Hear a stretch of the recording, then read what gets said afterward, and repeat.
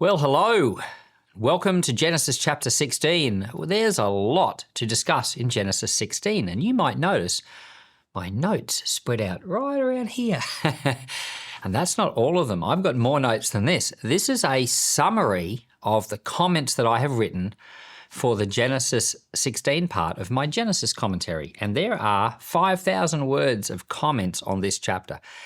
And when I was researching this chapter, I found out that Genesis 16 is the most discussed in recent times. Well, what I noticed was it said that it was the most discussed chapter in Genesis. And I actually kind of find that hard to believe because I think to myself, wow, I would have thought Genesis 1 and creation and that would have been the most discussed. But apparently, Genesis 16 is a really big topic out there. And the reason it has to do with feminism. And we'll get to that in a minute. But in this chapter, Genesis 16, we've got a lady called Hagar. She's a slave. Some people think she was a black slave. She is from Egypt.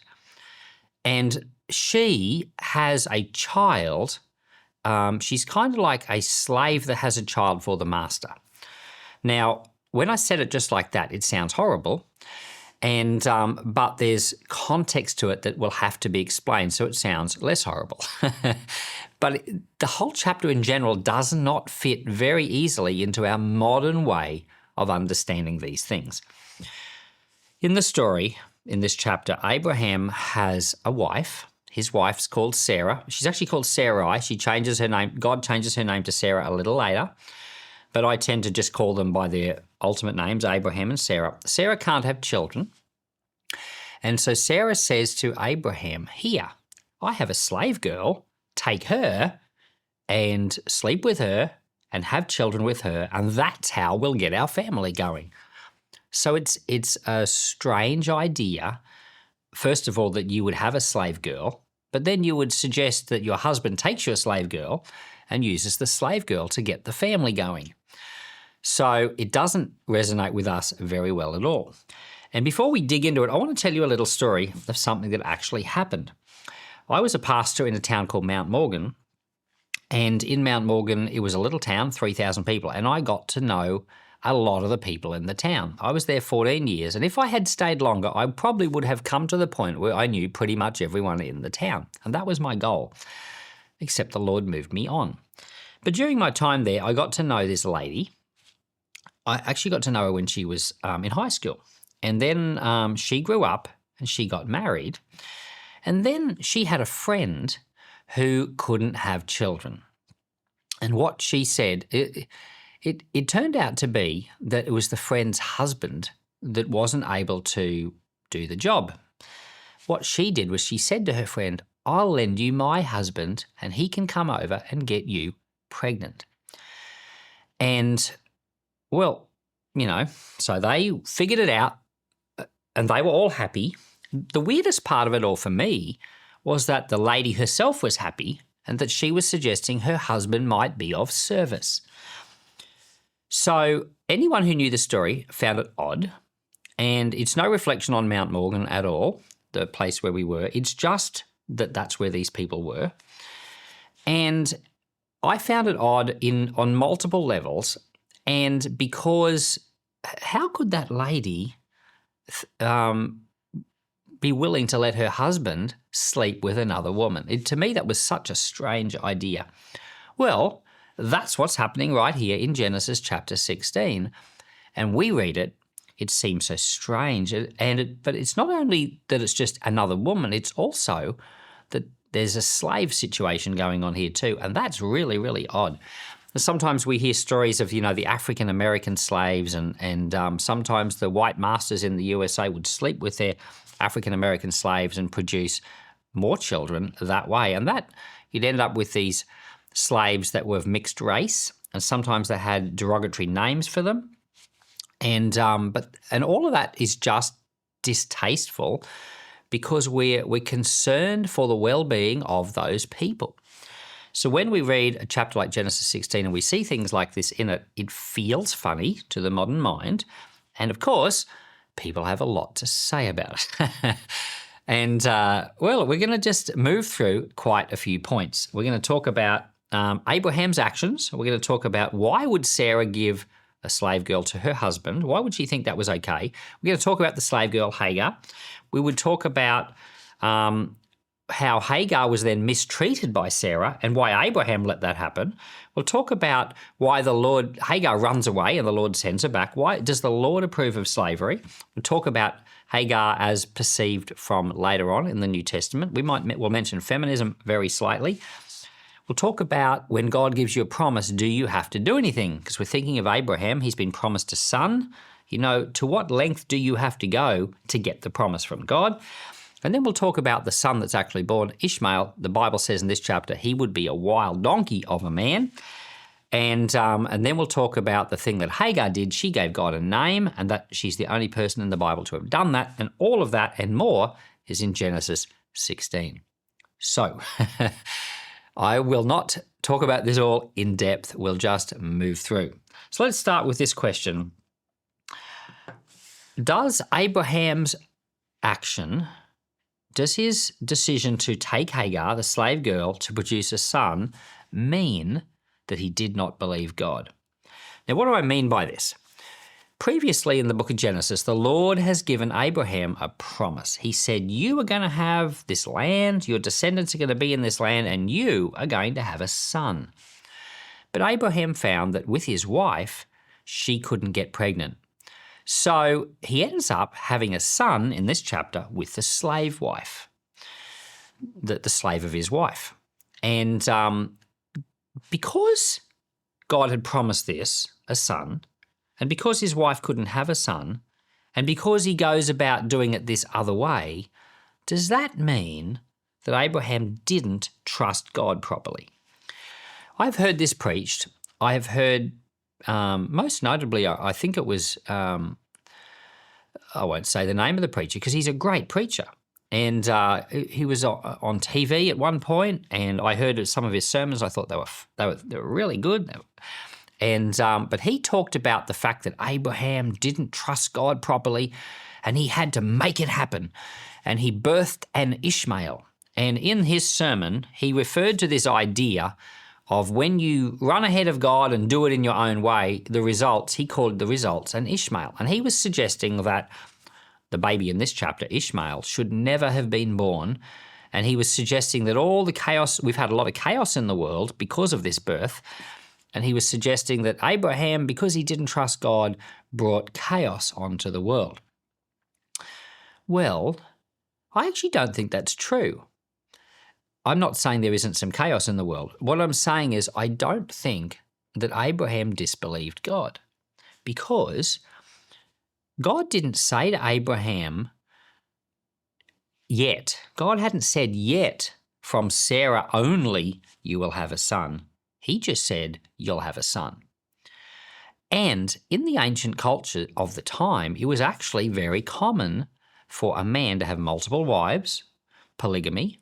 We think that's weird, but you've got to put yourself in Abraham's mind and answer the question, did he have faith or did he lack faith? And I'd have to say he didn't lack faith. No, Abraham is a man living in an ancient culture where having multiple wives is normal, or having a slave wife is normal. There was actually nothing unusual in his mind. The weirdness is in our minds. But in his mind, he didn't think that was weird. And it's completely rational for him to say, oh, my wife can't have children, so I must be going to have it from a different lady. So there's no doubting God. He's not disbelieving the Lord. He's just being logical. And so when I think about that question, did Abraham doubt God? I don't think he did. In fact, every time we look at Abraham, through all of his life story, we find that he does trust God. He's actually the father of faith. So it doesn't mean he understood God, but he did, I believe, he did completely trust God. Now, we'll get back to the question in a minute of whether Ishmael was an Ishmael, if you know what I'm trying to say. But the second question that's really weird here is, why does Sarah give her slave girl, Hagar, to her husband to be like a second wife? That seems very odd to us too, just like in that story I told from that couple in Mount Morgan. So what was really interesting was that within the last 100 years, there's been a lot of archaeology done, and there's been some things dug up in the area of Babylon and Assyria. And what they dug up there in Assyria was this tablet with a marriage contract. So this was an arrangement. Now, sometimes people get married and they have a contract, like a prenup. But a lot of people, when they get married, they don't have a contract. They just have their vows, like I promise to love you and you promise to love me, and it's very simple. But they dug up a marriage contract, and this marriage contract said that the wife promised to give to the husband within 2 years a child. But if she failed to do that within 2 years, she could give to her husband a slave who could produce a child for her. But if the slave failed to produce a child, the husband was free to take a second wife. So in this contract, the deal with marriage in that contract was that the husband and the wife are doing things for each other. The husband's clearly taking care of the wife, providing for her, but the wife is giving to the husband children. And if she couldn't do it in her own body, she still had to give him children. So the responsibility was on the wife. And we see here in this story that it's Sarah's idea. We think that's weird, but Sarah is looking at this as a responsibility. She's thinking, I need to give my husband a child. She wants to give him a son, and she's realized, I can't do it, so how am I going to do it? I'm going to still give him a son, but I'm going to use my slave girl to do it for me. So Sarah's doing something which, according to the culture of the day, is acceptable and normal. It's just weird to the culture of our day. And it's also not, the way I understand it, the way that we see it in the New Testament, it's not the way God designed it either. So they're not following the ultimate ideal of God. But remember, this is the beginning of salvation history, and they don't have a Bible yet. So they're beginning out, and they haven't had a chance to learn some of the things that God will eventually teach the human race. So we even see later on, not with Isaac, Abraham's son, but later on with Jacob, Abraham's grandson, he takes 2 wives. He's tricked into that. We'll get to that later. And then each of those 2 wives also have a slave girl, and both of them give their slave girls to Jacob. So he ends up having 4 wives. So the same thing is happening 2 generations later, and it's cultural.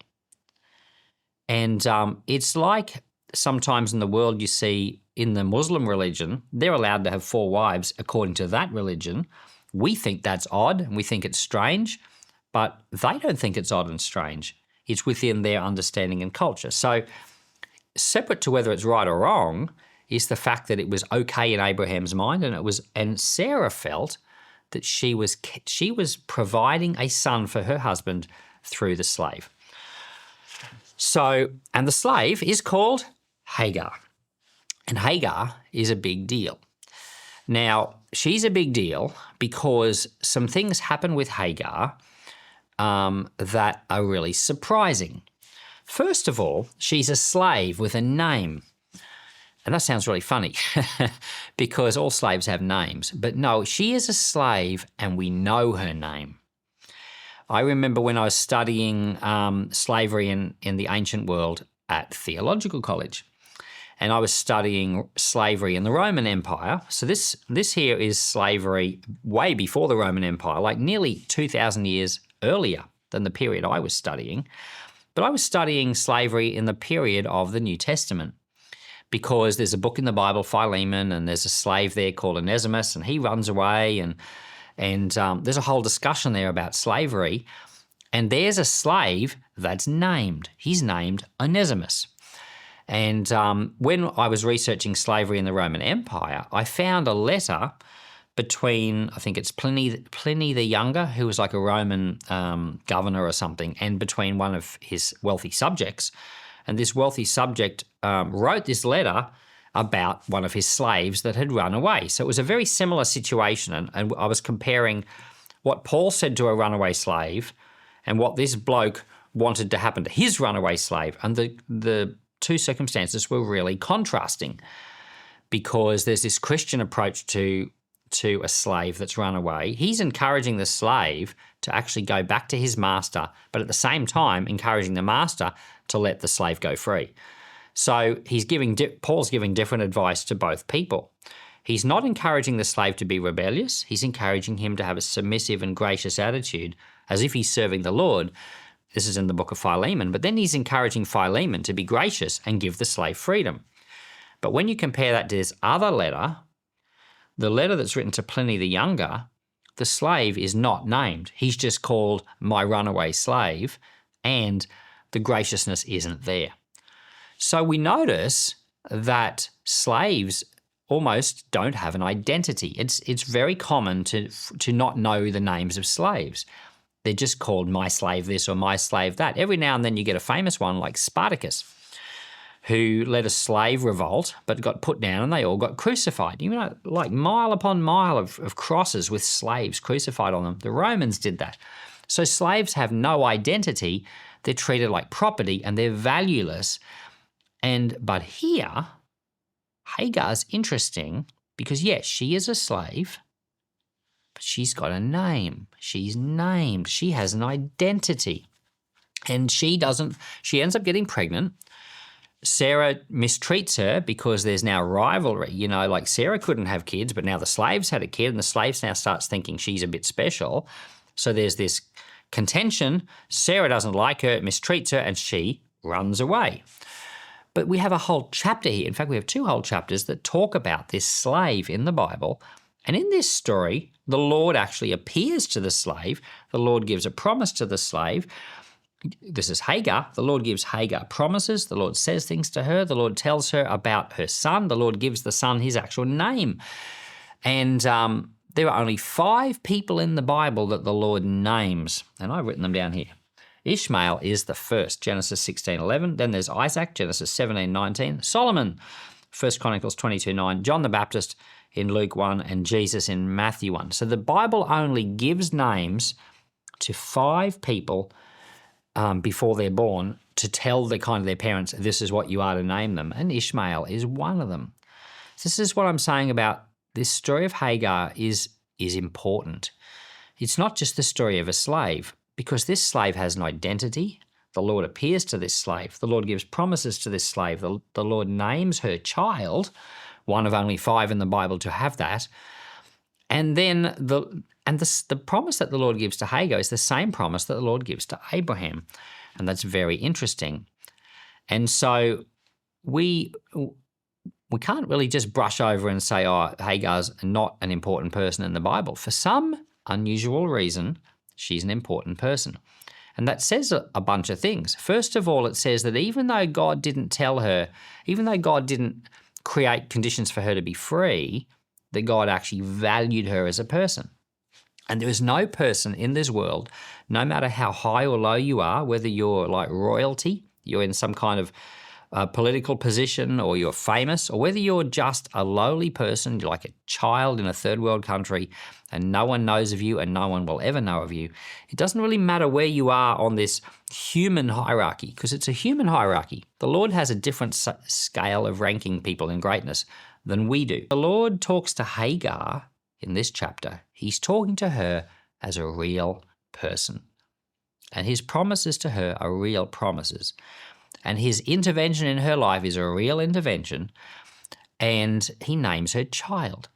And then she gives the Lord a name back in return and is the only person in the Bible to do that. And that's why this chapter is a big deal, especially in feminist theology. You might not have known there was such a thing. And feminist theology is interesting because it goes through the Bible looking for the mother side of God and the female side of God.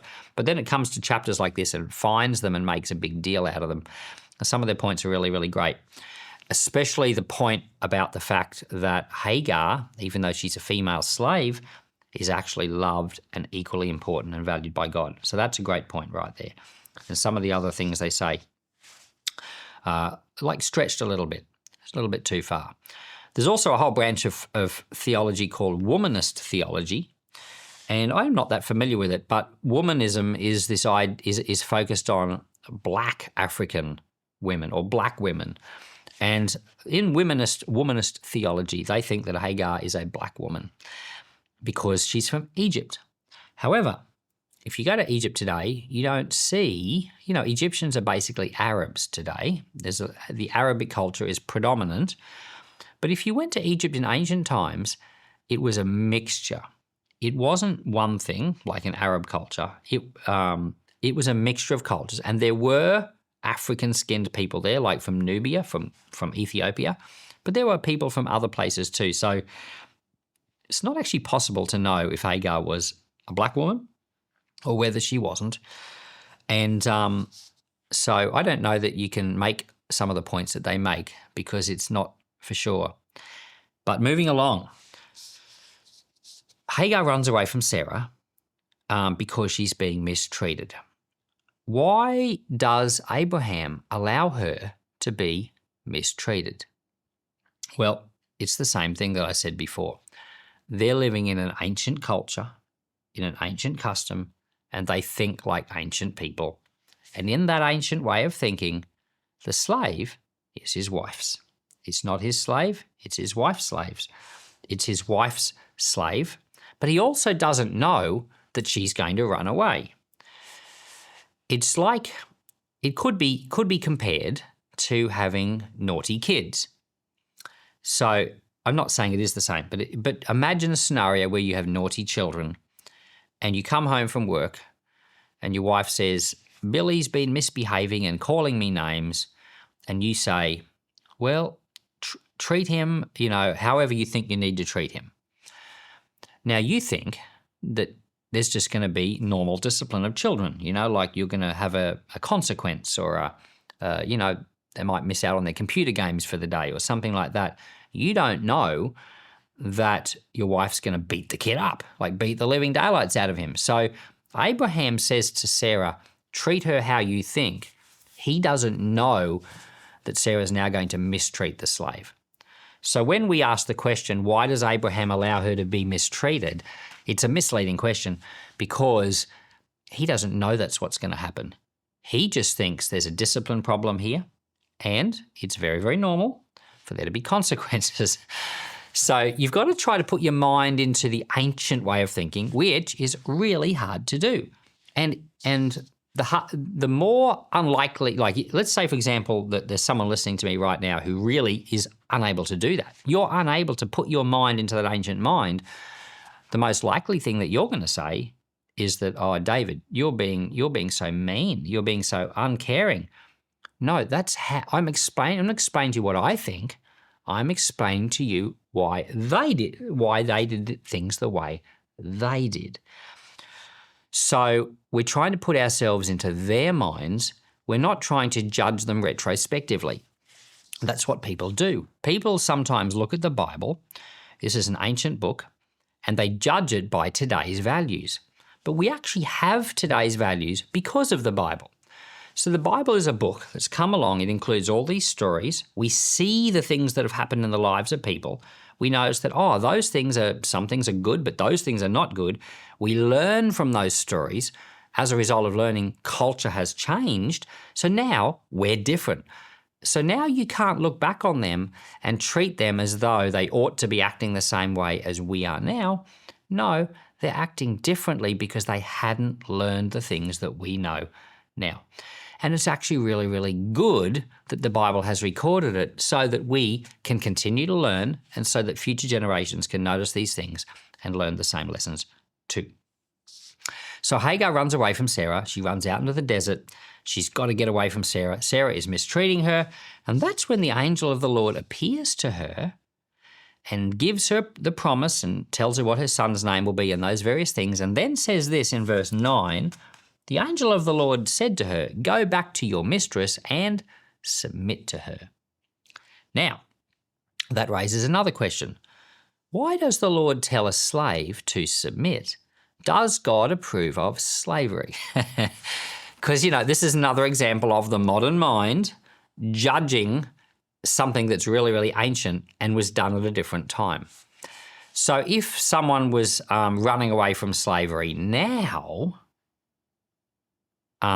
it wouldn't make sense to say, go back to your slavery. Let's say there's some trafficking operation and they've got a container and they've smuggled all these slaves into it and it's on a container ship. Go and watch the movie Sound of Freedom, and that's exactly what happened, and that was a true story. And they rescued those slaves and they got them free, and that's totally what we should do, and that's totally what God would do too. In fact, the Lord was behind that man that helped rescue those slaves in that movie, Sound of Freedom. But this is not this time. This is an ancient time. And the Lord is giving advice based off the time and the culture of the place. And once again, you have to restrain yourself to not blame me for telling you this, because I'm not saying that I would do this now, and I'm not saying that we should do this now, and I'm not saying that God would do this now. What we're saying is that this is what happened like almost 4,000 years ago.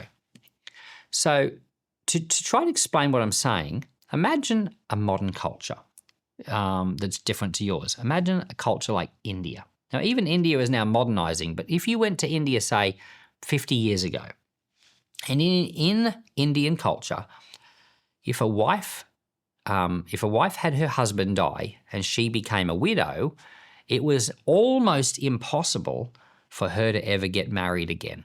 Almost impossible.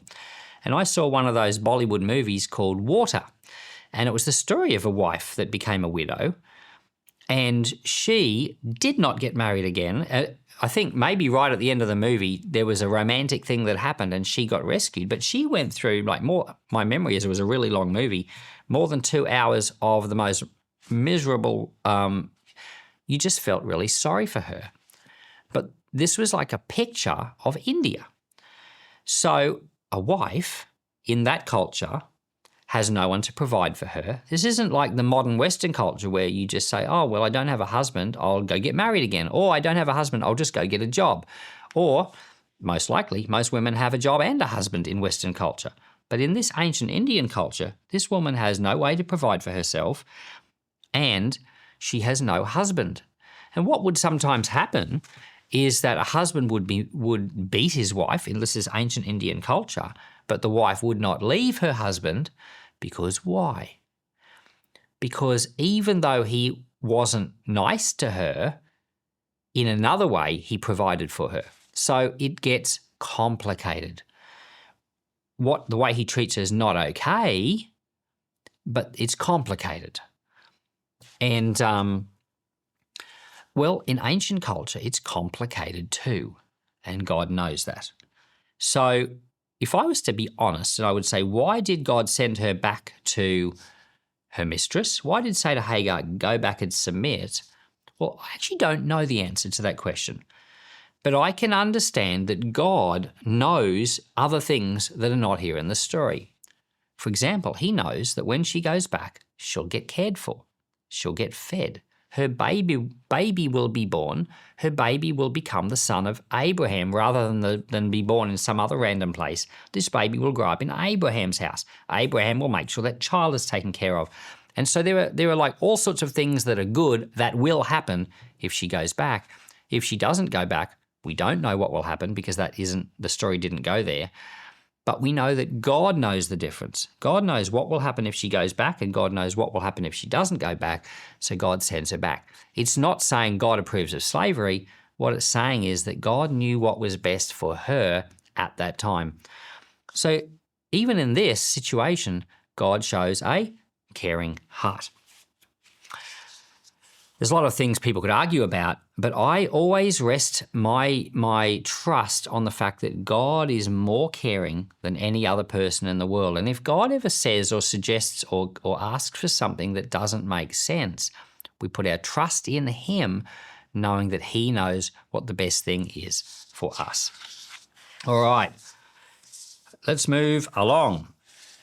Hagar's mentioned in the New Testament too. She's also mentioned in Genesis 21, and I'm going to hold off on all those comments that the New Testament says about Hagar because there's some very interesting things. I'm going to hold off on them until possibly Genesis 21, but definitely in the New Testament we'll talk more in detail about them because Hagar comes to have theological significance. She comes to represent some meaningful things, especially in the book of Galatians. You can go and read Galatians if you want to jump ahead. So here's a question. When God gives you a promise, like say God gave to Abraham a promise that you're going to have a son, should you do anything? Because some people think, oh, if God's given you a promise, you just sit back, you relax. He's the one that said it. Now it's all up to him. You don't have to do anything. Well, is that the case? Or is it kind of mostly the case?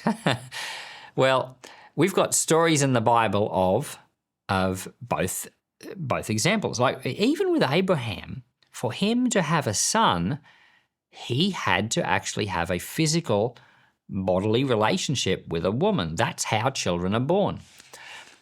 And so even in the story of Abraham having a son, he has to do something. But you might say, oh, okay, you might say that's not what we're talking about. What we're talking about is how responsible are you for the bringing about of an outcome? And I would say, the way I understand it is that you're not responsible for bringing about God's promise, but you are responsible to participate in the bringing about of the promise. So there's a slight difference there. God is the one making you the promise. God is the one saying to Abraham, I want you to have a son. God later on in the very next chapter, God actually says to Abraham, it's through Sarah that I'm going to give you a son. So up to this point, Abraham doesn't even know that the son that's going to be promised is going to come from the barren wife. Before that, that was not stated. So Abraham just thinks he's going to have a son, and having a son with Hagar is having a son. But after he has this son, God actually comes to him and says, your promise is actually through Sarah. Now, Abraham's going to have to participate in this promise by having a physical relationship with Sarah. He's not responsible to make her pregnant. Obviously, she can't get pregnant. It's impossible to her. It requires a miracle. God's responsible for that. So God will bring about his promise. But what if Abraham said, I'm not going to have anything to do with Sarah. I'll keep feeding her and clothing her, but I'm not going to have physical relationships with her. If he refused to participate, in other words, to take some action and do his bit, then the promise isn't going to come about. St. Augustine, famous early Christian, he said it like this. He said, without God, we can't, but without us, God won't. So that basically explains what I mean by participation. If God doesn't give you a promise, and if God doesn't bring the promise about, nothing's going to happen. But God often gives a promise and wants you to be involved in it, in which case you've got to be listening, you've got to be aware.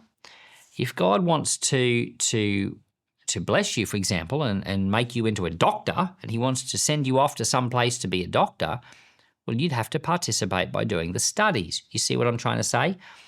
So sometimes God will give you a promise, but he'll also lead you to take actions to participate in it. You're not required to make the promise happen, but you are required to participate.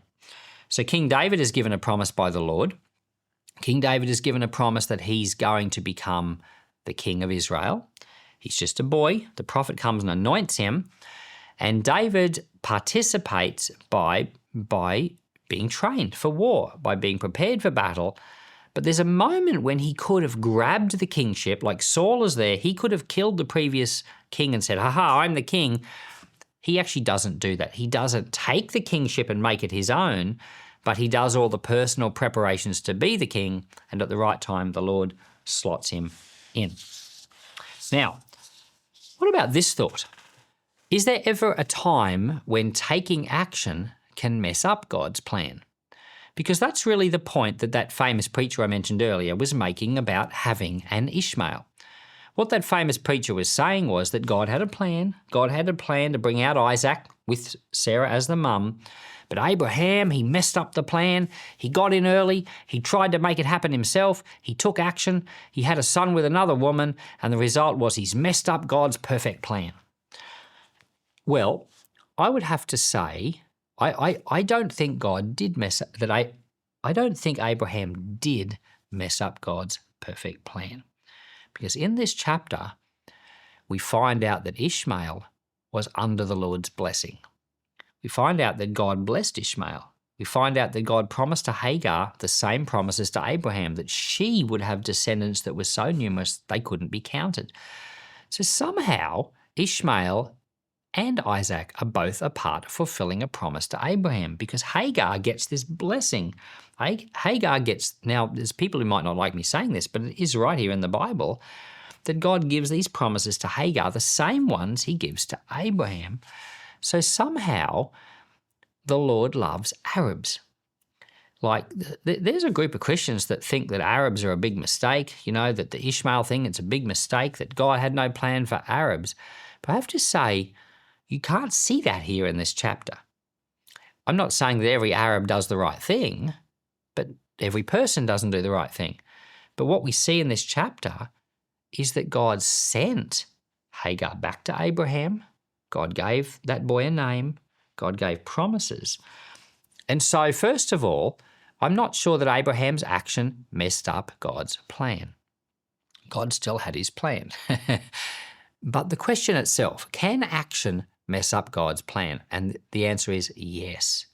You can take action according to your own mind and your own way of doing things and mess up God's plan.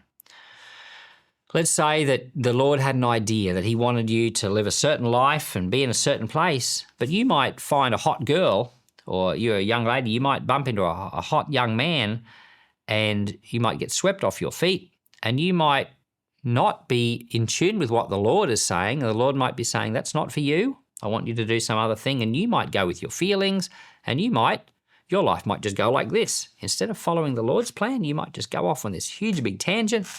And it doesn't mean you're not a Christian anymore, or that the Lord won't now try to do some other plan with you. But yes, action can mess up the Lord's plan. The Lord, of course, is ultimately sovereign, and the Lord will still do what he needs to do, but maybe it won't be with you. So Abraham, though, I don't think is an example of that, even though that is definitely what is preached. Okay, so an interesting thing. The Lord names Ishmael. The Lord says to Hagar, you are now pregnant. This is in verse 11. You will give birth to a son. You shall name him Ishmael, for the Lord has heard your misery. So Ishmael, one of 5 people, like I mentioned before, that the Lord names. And however, the Lord says this other thing in verse 12. He describes something about Ishmael, kind of like a prophecy, or just he knows what Ishmael's going to be like. And he says that he will be a wild donkey of a man. His hand will be against everyone, and everyone's hand will be against him, and he will live in hostility towards all his brothers. So Ishmael was apparently hard to get along with, according to this. Now, what some people do, I'm quite amazed at how people do this. People take this verse and they assume that this is describing all Arab people everywhere. Because it said that Ishmael would be a wild donkey of a man and he would live in hostility with his brothers, what people do is they automatically assume that Arabs will be hostile to all people, and that Arabs will be wild donkeys like that, stubborn and hard to lead and hard to get along with. And what happens is that people sometimes have an experience with an Arab that's a difficult one, and then that's like confirmation bias, and they say, oh, Arabs are so hard to get along with, they're wild donkeys. And I went on Quora.com, and a website where people could ask. It's an interesting website because it's like if you want to Google something and you can't find an answer, you can go to Quora and ask your question, and then people will answer that specific question. So the whole website is just filled with questions and answers. And over the years, I've answered something like 500 questions that people have, mostly about the Bible, but about a few other things as well. But sometimes there's really, really interesting answers to questions. And I was looking in there, what do people think about this verse, Genesis 16:12, about Ishmael being called a wild donkey? And I found some very, very interesting things. I found a Muslim man called Dawood. So he's got the same name as me. I'm David, but in Arabic it's Dawood. And I found an Arab guy called Dawood who was talking about this, and he said this is not true. He said this is a textual variation, and So I'm not saying I agree with you. I'm just telling you what he said. He said that there's a textual variation on this verse, and it doesn't say he's a wild donkey. It says that he's a fertile man. He's not a wild donkey of a man. He was a fertile man. And he said that that textual variation was in the Samaritan Pentateuch. So there are three old versions of the Old Testament. There's the LXX, the Greek, the Samaritan Pentateuch, and the Masoretic, which is this part of the Masoretic is dated to 1,000 years after Jesus, so it's quite old. But the Samaritan Pentateuch is dated back to around about the time of Jesus, so it's the older one. And this Arab Dawood was saying, it's not a wild donkey of a man. There's a variation on that text. He's suggesting that someone changed it later because they didn't like Arabs. So I've gone and looked it up. But no, the Samaritan Pentateuch and the Masoretic, both of them call Ishmael a wild donkey of a man. Because I was looking it up, I looked up the Greek one as well, and there's a textual variation there. It doesn't call him a wild donkey. It calls him a rural man, a man of the fields. But the rest of the verse is still the same, that he will be hostile to all his brothers. The way I understand a verse like this is that this is not speaking about every single Arab that lives in the world right now. It's not like putting a curse upon an entire race and an entire nation of people.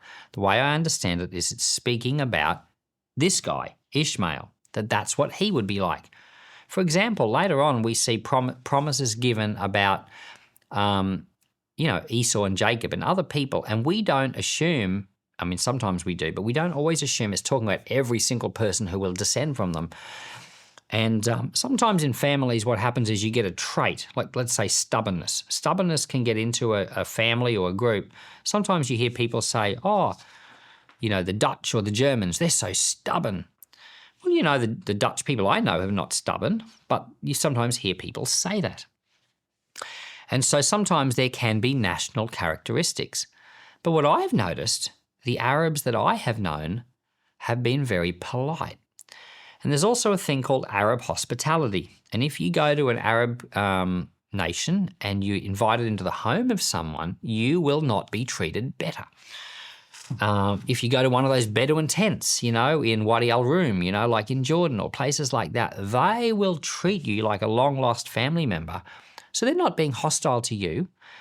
They're not being stubborn or rude. They're being really hospitable. So that's also, if you think stubbornness is a feature of Arab national traits, well, hospitality also is too. So I guess my natural inclination is to look at a verse like this and say, I think it's talking more about the actual person Ishmael. I think he, at that time, was probably a stubborn individual.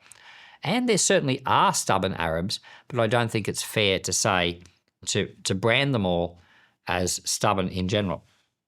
Mind you, I did find some other people on Quora that were talking about it, and I found a guy from Somalia who was also Muslim, and he'd never heard of this verse because they don't read the Bible. But when this verse was quoted to him, he said, "Oh, that makes sense." So in his experience as a Somalian, he'd been to Saudi Arabia on like a pilgrimage, and he had been treated really rudely by the Arabs there, and he just thought, he interpreted that as a reality, but that was in his experience. Okay. Coming to the end of this chapter, Hagar is the only person in the Bible that gives God a name. And it's in verses 13 and 14. It says that she gave this name to the Lord who spoke to her, "You are the God who sees me." For she said, "I have now seen the one who sees me." And that is why the well there was also called Beer Lahai Roy. It is still there between Kadesh and Bered. So that verse that I just read, those two verses, are an English transliteration of the name. And what I'm trying to say is that the name that she gave to God was not "You are the God who sees me." The name that she gave to God was El Roy.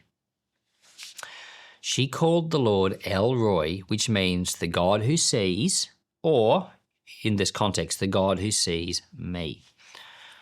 And you might think that doesn't sound like a very special name because, of course, God can see. But no, what she's saying is God has noticed me. I'm just a slave. I'm a nobody. I'm not important. But God has paid attention to me. And she said, you are the God who pays attention to people. You are the God who noticed me. So she gives God this name, El Roi. And I think it's a very cool name because there are a lot of people in this world who are not prominent according to this world's standards. They're not wealthy or famous or have opportunities, or they know people with they don't know people in high places. They're just regular people.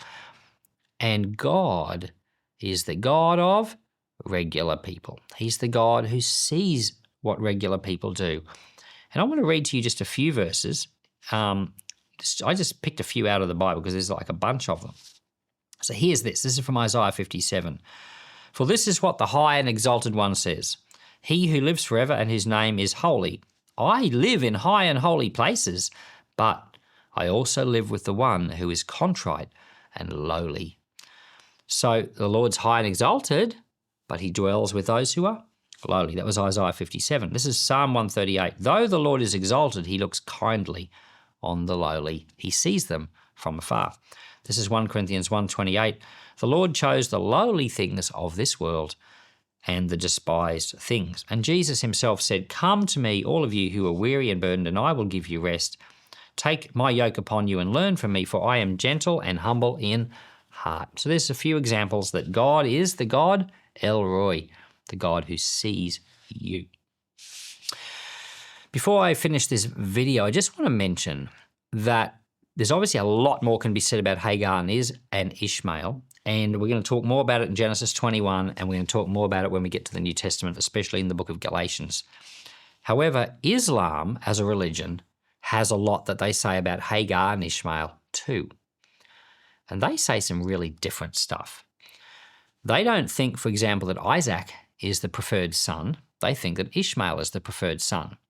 And they think Hagar is the preferred woman. And when Muslims go on pilgrimage to Mecca, one of the things they have to do is they have to go to this place called the Zamzam well, and they have to drink water like 3 times. And then this water is from the well that Hagar went to, not in this chapter, but in Genesis 21.